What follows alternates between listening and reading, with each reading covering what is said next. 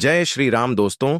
ज्योतिष शास्त्र के अनुसार बृहस्पति ग्रह से गाय का संबंध माना जाता है, जो बेहद शुभ ग्रह है।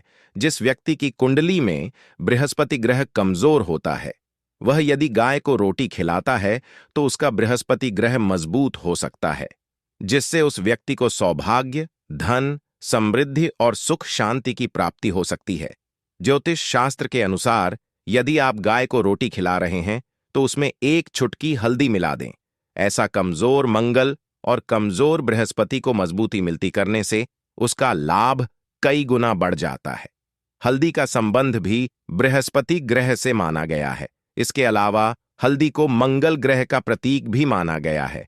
इस उपाय से है गाय को हल्दी मिली रोटी खिलाने से दुर्भाग्य दूर होता है और शत्रुओं पर विजय प्राप्त होती है।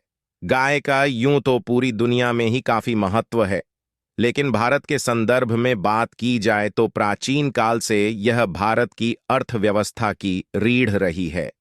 चाहे वह दूध का मामला हो या फिर खेती के काम में आने वाले बैलों का।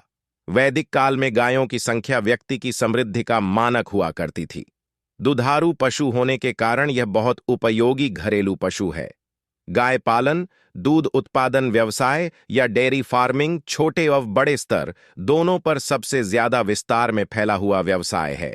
गाय पालन व्यवसाय व्यावसायिक या छोटे स्तर पर दूध उत्पादन किसानों की कुल दूध उत्पादन में मदद करता है और उनकी आर्थिक वृद्धि को बढ़ाता है।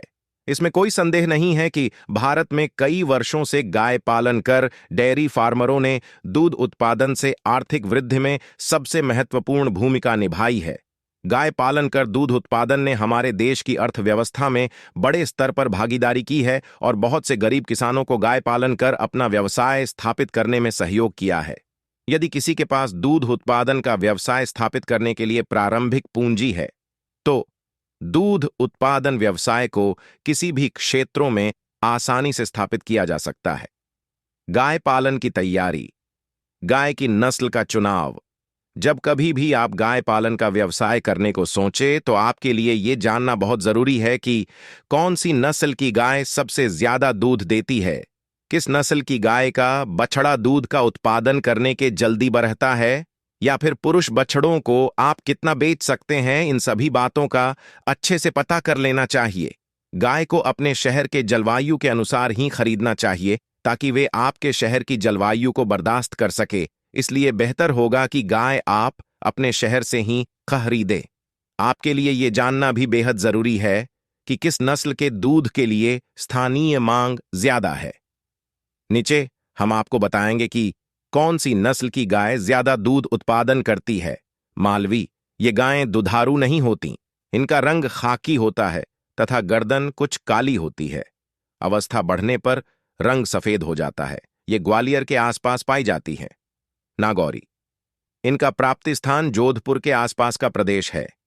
ये गायें भी विशेष दुधारू नहीं होती, किंतु ब्याने के बाद बहुत दिनों तक थोड़ा थोड़ा दूध देती रहती हैं। थरपारकर, ये गायें दुधारू होती हैं। इनका रंग खाकी, भूरा या सफेद होता है। कच्छ, जैसलमेर, जोधपुर और सिंध का दक्षिण पश्चिमी रेगिस्तान इनका प्राप्ति स्थान है। इनकी खुराक कम होती है। पवार, पीलीभीत, पूरनपुर तहसील और खीरी इनका स्थान है। इनका मुंह सौंकरा और सींग सीधी तथा लंबी होती है। सींगों की लंबाई 12-18 इंच होती है। इनकी पूंछ लंबी होती है। ये स्वभाव से क्रोधी होती है और दूध कम देती है। भगनाड़ी, नाड़ी नदी का तटवर्ती प्रदेश इनका स्थान है। ज्वार इनका प्रिय भोजन है। नाड़ी घास और उसकी रोटी बनाकर भी इन्हें खिलाई जाती है। ये गायें दूध खूब देती हैं। दज्जल, पंजाब के डेरा गाजी खां जिले में पाई जाती हैं। ये दूध कम देती हैं। गावलाव, दूध साधारण मात्रा में देती है। प्राप्ति स्थान सतपुड़ा की तराई, वर्धा, छिंदवाड़ा, नागपुर, सिवनी तथा बहियर है। इनका रंग सफेद और कद मझोला होता है। ये कान उठाकर चलती हैं। हरियाणा, ये 8-12 लीटर दूध प्रतिदिन देती हैं। गायों का रंग सफेद, मोतिया या हल्का भूरा होता है। ये ऊंचे कद और गठीले बदन की होती हैं तथा सिर उठाकर चलती हैं। इनका स्थान रोहतक, हिसार, सिरसा, करनाल, गुड़गांव और जिंद है। करण फ्राई का विकास राजस्थान में पाई जाने वाली थारपारकर नस्ल की गाय को होल्स्टीन फ्रीजियन नस्ल के सांड के द्वारा किया गया। थारपारकर गाय की दुग्ध उत्पाद औसत होता है। गर्म और आर्द्र जलवायु को सहन करने की क्षमता के कारण वे महत्वपूर्ण होती हैं। अन्य राठ अलवर की गायें हैं, खाती कम और दूध खूब देती हैं। गिर ये प्रतिदिन 50-80 लीटर दूध देती है। इनका मूल स्थान काठियावाड़ का गिर जंगल है। देवनी दक्षिण आंध्र प्रदेश और हिंसोल में पाई जाती है। ये दूध खूब देती है। नीमाड़ी नर्मदा नदी की घाटी इनका प्राप्ति स्थान है। ये गायें दुधारू होती हैं। साहिवाल जाति साहिवाल गायों में अफगानिस्तानी तथा गिर जाति का रक्त पाया जाता है। इन गायों का सिर चौड़ा, सींग छोटी और मोटी तथा माथा मझोला होता है। ये पंजाब में माउंटगोमरी जिला और रावी नदी के आसपास के स्थानों में पाई जाती है। ये भारत में कहीं भी रह सकती हैं। एक बार ब्याने पर ये 10 महीने तक दूध देती रहती हैं। दूध का परिमाण प्रतिदिन 10-16 लीटर होता है। इनके दूध में मक्खन का अंश पर्याप्त होता है। सिंधी इनका मुख्य स्थान सिंध का कोहिस्तान क्षेत्र है। बिलोचिस्तान का केलसबेला इलाका भी इनके लिए प्रसिद्ध है। इन गायों का वर्ण बादामी या गेहुआ, शरीर लंबा और चमड़ा मोटा होता है। ये दूसरी जलवायु में भी रह सकती हैं तथा इनमें रोगों से लड़ने की अद्भुत शक्ति होती है। संतानोत्पत्ति के बाद ये 300 दिन के भीतर कम से कम 2000 लीटर दूध देती है।